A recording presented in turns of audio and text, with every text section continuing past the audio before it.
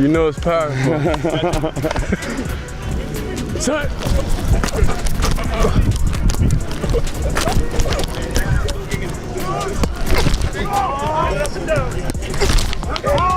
You know, I've been at camp every single day. I got a lot of respect because his game has really stepped up.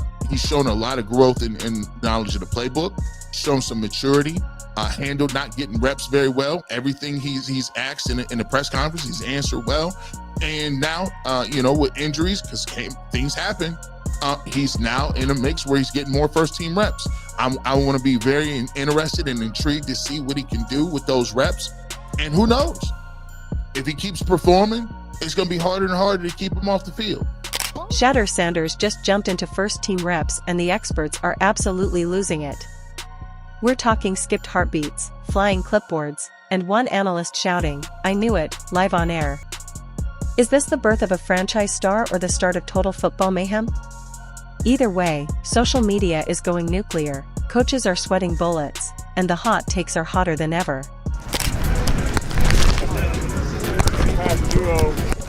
Grab your snacks, because what just went down is straight up madness, and we're breaking down every wild reaction you need to see. First team looks, there's no doubt about it, and Mike makes the point, you know, when you think about Gabriel, he reminds me a lot of a guy that played there long ago named Brian Sipe. He's a pocket quarterback, he's not going to move a lot. You know Joe Flacco plays from the pocket. Shedeur gives you a dual threat. Not that he's a great runner, but he can move and he can you know, make plays on the run. I do believe that you know, he probably shouldn't have been, he should have been drafted a little bit higher than how he fell. So I think as this competition continues to go, and I said it when they drafted him, when I was on a Cleveland radio station, I think he will be the starter. If you're enjoying, please Shedeur Sanders subscribe to the channel, it helps more than you think. Shedeur Sanders stepped in for first-team reps, and just like that, the NFL landscape flipped like a pancake on a sizzling skillet. Somewhere, an old-school analyst spit out his coffee, shouted "what?" and stormed off for a cooling lap around the building. Because let's be honest, the moment Shedeur lined up with the starters, everything felt different. You could practically feel the shift through the screen. The practice tape didn't even look like standard drills anymore. It played out like the opening scenes of a hard-hitting football documentary titled QB1, The Takeover, and the buzz was undeniable. Nathan, good morning to you. How has Shedeur Sanders looked at camp? You know that's the first question. I think he's looked really good, honestly. I think that he has a real ability to climb the pocket, keep his eyes downfield. He's an excellent deep ball thrower. His intermediate throws have been very good. He can throw with anticipation. I've been very impressed by him, very impressed by him. Now, that's all the stuff that's, you know, between the lines. I think that we know going into this that there was a lot of work that had to be done, whether it be in the preparation, whether it be in understanding, you know, calling plays in the huddle. These are not easy plays to call in the huddle. All of those things, that I don't know, but what I can see, I've been very impressed, and I really hope that he does get some reps with the first team going. Remember when people swore he was just Dion's kid coasting on his dad's name? Yeah, that take aged about as well as week-old sushi in the sun. Now he's the one dictating the tempo, correcting routes, checking out of plays, and making veteran defensive backs look like extras in his personal highlight reel. Not bad for a guy most experts barely acknowledged half a year ago. And now? They can't look away. They can't stop dissecting every snap, every throw, every swagger-filled stride. The excitement is so wild it feels like the frenzy that breaks out when someone swears they saw a UFO, or when a brand new Chick-fil-A opens in the middle of Los Angeles. In practice, he's a fifth-round quarterback. In the store, he's the #1 draft pick. He's the best thing you got on your team. He's the most marketable, the most personable player that you have. The fans love him, the players love him.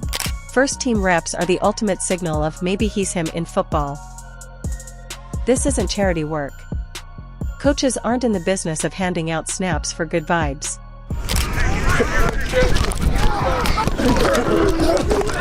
If you're getting those reps, it means the folks in khakis and visors believe you might actually be the solution, not just a fun headline or the kid with a legendary dad and a big Instagram following. Those snaps are earned, and they say louder than words, you might really be the guy. So I think that is really interesting. Nathan is saying right now that he's earned some first team reps. Obviously, he went up against the first team defense finally. It's only been a week. That's the one thing we've been cautioning everybody. It is so early. Of course. And Nathan, we are getting besieged by people all around the country because Shedeur brings with him that very passionate fan base. But I just want to stop you in your tracks. When you say, well, some of the work he needs to do that's not on the field, you mean that the classroom stuff and just that any rookie would need to get up to speed on all that stuff, right? Because when we mention that, we get crushed. First of all, for sure. Second of all, I think people have to understand that in that kind of stuff, in the preparation, in calling the plays, in just things that the quarterback was asked to do pre-snap. And Shedeur? He didn't flinch. He didn't blink. He took those reps like he'd been planning for this moment since birth, which, let's be honest, he probably has. This kid grew up in meeting rooms and locker rooms. While most kids were learning how to tie their shoes, Shedeur was probably learning how to read a cover 2 defense and troll Skip Bayless at the same time. So, what did he actually do to deserve those first team reps? Glad you asked. He showed up to practice and proceeded to run the offense like it owed him money. Laser throws. Bullet passes. Audibles at the line that made veterans do a double take. And that one. Throw, oh, you know the one. That tight window missile that made a coach put down his clipboard and say, oh, he's not just here for the vibes. Meanwhile, the internet did what it always does, absolutely combust. Analysts tripped over themselves trying to be first in line to jump on the bandwagon. One of them practically self-imploded trying to describe Shedeur's pocket presence without using the word swag.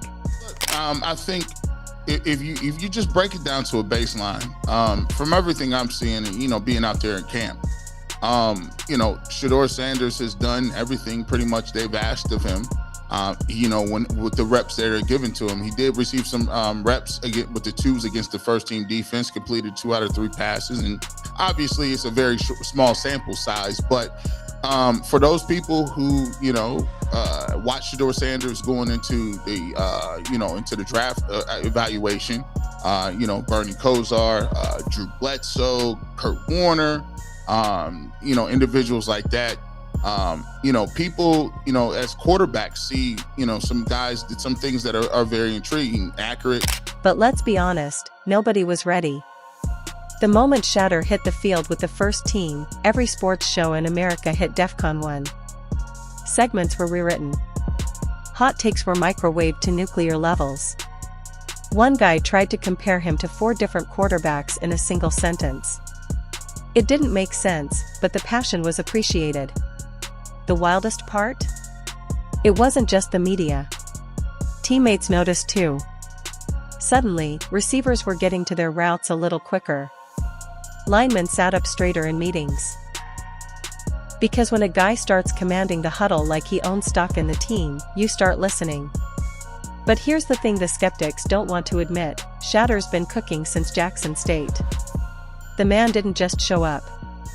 He's been putting up Madden numbers for years.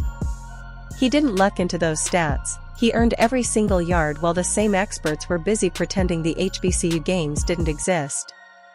Now they're stunned he's not just competent, he's surgical. And we're not talking about preseason fluff. This isn't oh look, he completed a check down. Nah. This is high-level anticipation, next-level decision-making, and footwork that makes a ballerina jealous. It's that rare combination of calm and chaos that only top-tier QBs can tap into. And he's doing it in practice like it's nothing. QB tracker, Flacco 9 for 13 with 2 touchdowns. I also seen that he had an interception, but somebody dropped it. Shedeur Sanders 7 for 10 against first team. Dylan Gabriel 3 for 4. I'm sorry. Oh my gosh. 3 for 14 with 1 interception. 3 for 14? Now, I read that they were throwing different strategies at him, and he just couldn't handle it. 3 for 14 with 1 interception, and this is who y'all pick over Shedeur Sanders. Now, I want all of you that sit here and watch this, the same ones, oh, Dylan's better, oh, he's this, and the third, oh my gosh, I see. What do you got to say now? 3 for 14? Now, let's talk about the reactions. Because the experts? They didn't hold back. One was grinning like he just hit the lottery. Another looked physically pained to admit he might have been wrong. You could almost hear the gears turning in their heads. Wait, is he legit? Did we miss this? Is this kid actually the future? Suddenly every analyst has a Shedeur opinion, and the volume is getting louder by the second. You can smell the panic in some circles. Other quarterbacks who were comfortably coasting in that potential starter space are suddenly squinting at Shedeur like, yo, why is he taking MY snaps? And the answer is simple, because he earned them. Because he's showing command most rookies don't find until year 2. Because when it's his turn, the offense doesn't just run, it hums. Even the coaching staff, who usually try to keep everything vague and diplomatic, had trouble hiding the grin. The kind of grin that says, we might have something here. Are they going to start to put a little bit more on Shedeur Sanders' plate? I was on in Denver yesterday, Chris, and they just couldn't wrap their heads around the idea that this is a 5th-round, 4th-string quarterback. They're like, no, he's not. Philip Lindsay, who does the show, played for the Broncos, played running back, goes, I had him as the best quarterback coming out of the draft. The Browns are treating him like a 5th-round, 4th-string quarterback right now, but as this evolves, and let's see how he plays a week from today in the game, I wonder if they start to add a little bit more to his play. And that brings us to the big question, what does this mean for the draft? Because if Shedeur keeps this up, forget everything you thought you knew. The narrative just got rewritten in Sharpie. All these other guys? They better hope their preseason games come with smelling salts, because Shedeur is bulldozing his way into the top of the conversation. Please. The NFL has drafted dudes for less. But of course, not everyone is clapping. There's the usual chorus of haters clinging to the "but he hasn't played a real game yet" argument. As if practice against the first-team defense doesn't count. As if reading blitzes and adjusting protections with grown men trying to take your head off is just a warm-up. And don't forget the nepotism patrol. You know, the ones acting like Shedeur got to this point because Deion slipped the playbook under his pillow at night and handed the coach a bribe wrapped in Colorado merch. These folks treat being the son of Deion Sanders like it's a cheat code instead of a bullseye on your back. I don't think that's not my place, to answer to even be able to give the answer to that. I feel like it's not in my control. So I'm not even gonna think about that or have that even in my thought process of why it is. Like, there's a lot of people that want to have the opportunity to be at this level, and I'm here, and I'm thankful to have the opportunity. So whenever that is, it is. But it doesn't make me feel down, or it doesn't make me feel left out or anything, because I know who I am as a person, I know who I am as an individual, and I know what I could bring to the team. Here's the truth, being Deion's kid doesn't make anything easier. It just means every slip-up gets broadcast at 4K resolution and slow-motion replay. If anything, he's under more pressure, not less. And guess what? He's thriving. Front offices are scrambling. Scouts are dusting off old notes they pretended they didn't write. And coaches? They're not just interested, they're actually reworking depth charts and talking like he's already got his own locker in the facility. Let's be honest, this isn't just about arm strength anymore. It's about influence. Swagger. Buzz. Shedeur isn't just a quarterback. He's a walking nil empire with cleats. In an NFL increasingly driven by branding, media magnetism, and fan engagement, he's got the intangibles that make execs drool. He talks like a vet, carries himself like a CEO, and tweets like he's in a GQ shoot between meetings. And while other prospects are doing charity combined drills in their underwear, Shedeur's out here drawing TMZ-level attention at practice. That's culture power. And you can bet not everyone's thrilled. So what does Shedeur do? He looks off his first read, not there. I like how he moves a little bit to the right in the pocket. Okay, you can see him on his tippy toes between 61's legs because he's trying to see over. I like this drill. I've never been a part of a 7-on-7 drill where they are actually have interior lineman, center guard, left guard, right guard in front of you. 16 right here. Look at him. He can see his target. He gets off his second progression. This is red zone drills. Drills a dart between the safety in the corner. Really good route by 16. 25 tries to blow him up. This is going to be a touchdown, obviously, in real life. But I love the fact that he's getting off. Cue the gatekeepers. Those crusty analysts who've been stuck in the film room since 1983 and can't stomach the idea of a QB who wears jewelry to a presser and drops a 40-yard dime on the run.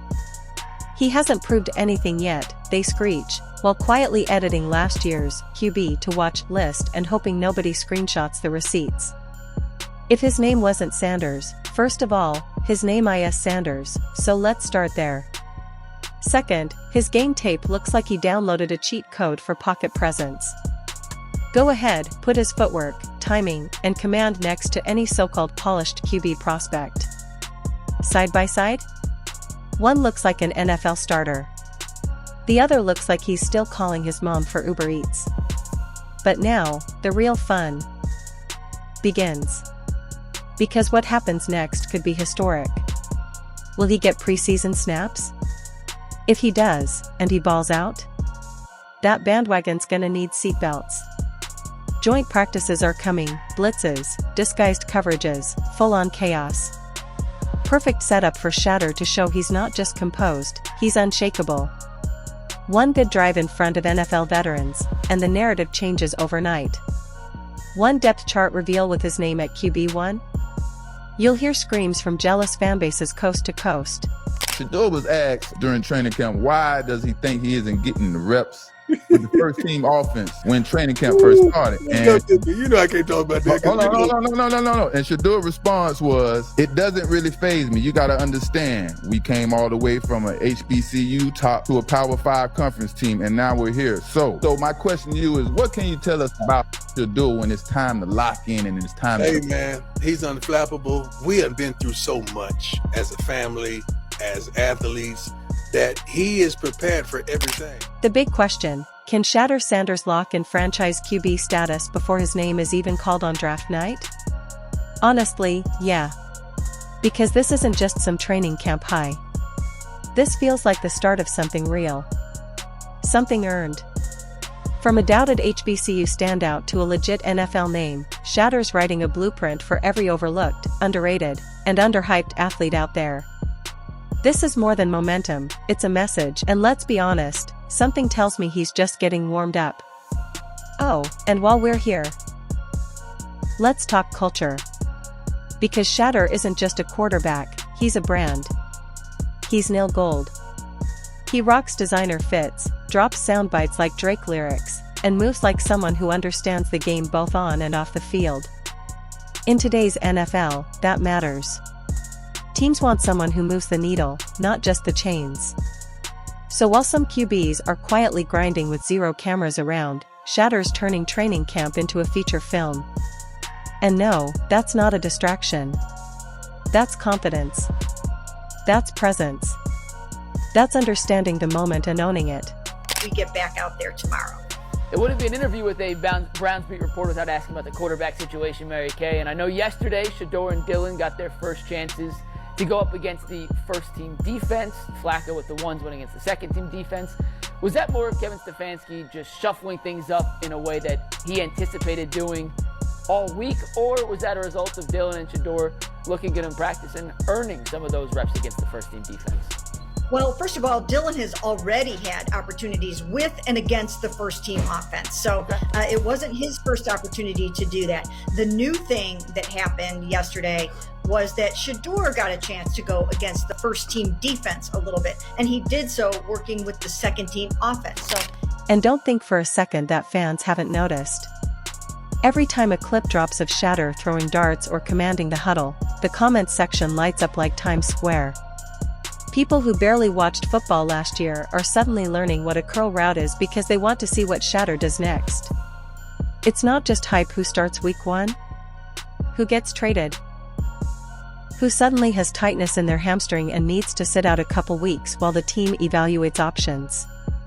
And if Shedeur balls out in preseason? It's over. The floodgates open. Draft boards scramble. Front offices go into full panic mode. Mel Kiper develops a twitch. And every team with a shaky QB situation starts wondering how they let Deion Sanders' son become him right under their noses. It's coming. The questions. The coverage. The hot takes with flames so high they might set studio lights on fire. But for now, let's just enjoy the delicious chaos. The stunned faces. The scrambling analysts. The desperate doubters trying to move the goalposts. Shedeur Sanders took first team reps and the world hasn't been the same since.